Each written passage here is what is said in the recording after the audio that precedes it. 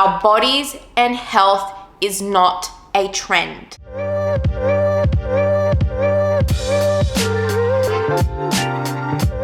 Hey guys, it's Evie here and welcome back to my channel, or if you're new here, welcome. I hope you decide to stick around and subscribe. In today's video, I'm going to be talking about the carnivore diet. So this is a new diet trend, again, another diet trend that has been going around.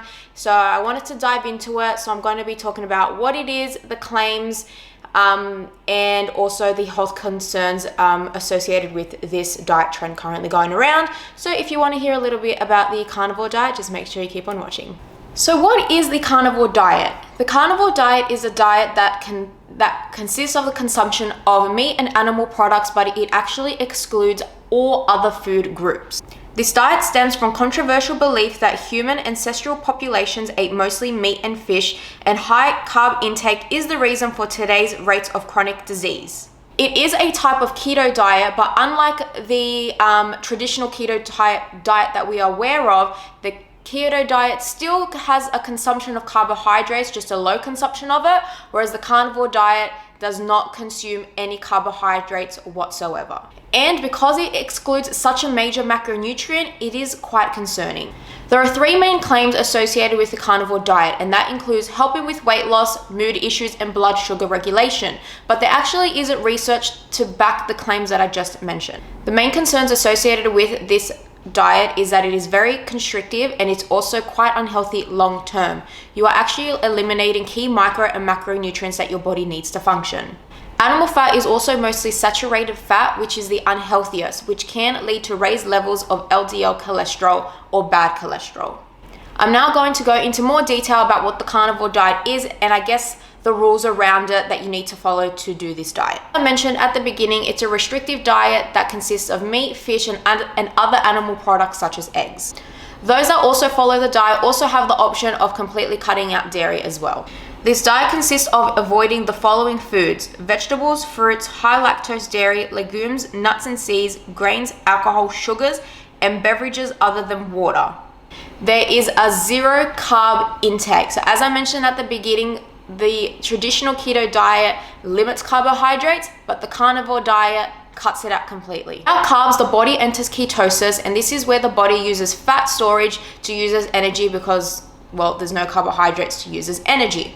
Some of the symptoms of ketosis include fatigue, bad breath, decrease in performance, digestive issues, and insomnia. The diet encourages to drink water and bone broth, but anything deprived from plants such as tea and coffee is a no-go. Since this diet is purely based on eating protein, your daily caloric intake is going to be lower than average. And that is because protein is the most satiating macronutrient, meaning it's going to keep you fuller for longer. Since it is so restrictive, it also means it's quite hard to follow long term. I'm going to go into the number one claim as to why people partake in this diet or why people promote the diet, and that is because it claims to help with weight loss. Anytime there is weight loss attached to a diet, everybody loves to jump on that bandwagon because they love a quick fix. Every single diet with a major claim of weight loss is because the diet puts you into a calorie deficit. And I sound like a broken record with the amount of times I mention this, but to be in a calorie deficit, you don't need to cut out any foods, food groups, or any major macronutrients. A calorie deficit is when you are burning more energy than what you are consuming, and there are healthy ways to be in a calorie deficit without cutting out such major food groups. And you can do it in a healthy and balanced, keyword, in a balanced way with eating balanced meals. A balanced diet is the only diet that should be advertised, as it promotes healthy eating habits, it promotes eating all your major macronutrients, and it also promotes allowing yourself to have a sweet treat here and there because you deserve it. You deserve to have the foods that you want without being told that that is going to make you gain weight. Since this diet eliminates carbs, it also eliminates the consumption of highly processed carbs.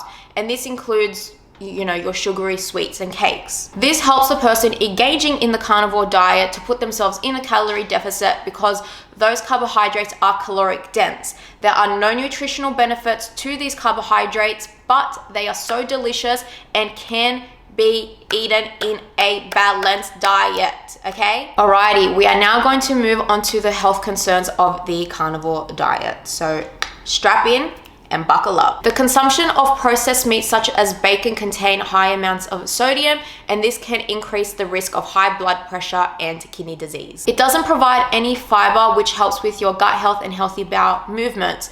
Fiber can only be found in plant foods, thus leading to things such as constipation. A diet high in red and processed meat can also increase the risk of gastric cancer. Since this diet is so restrictive, it can also lead to eating disorders and also labeling food as good and bad. The biggest concern is that there is a lack of micronutrients. As the carnivore diet only focuses on one macronutrient and also eliminates micronutrients, we then have a lack of micronutrients. It eliminates highly nutritious foods. Diets that consume plant-based products also help with decreasing the risk of conditions such as heart disease and type 2 diabetes. Plant-based foods are high in vitamin, fiber, and mineral contents. Only eating meat also runs the risk of micronutrient deficiencies in vitamin C and vitamin E. Dietitian Liz Wenandy says we have multiple food groups for a reason.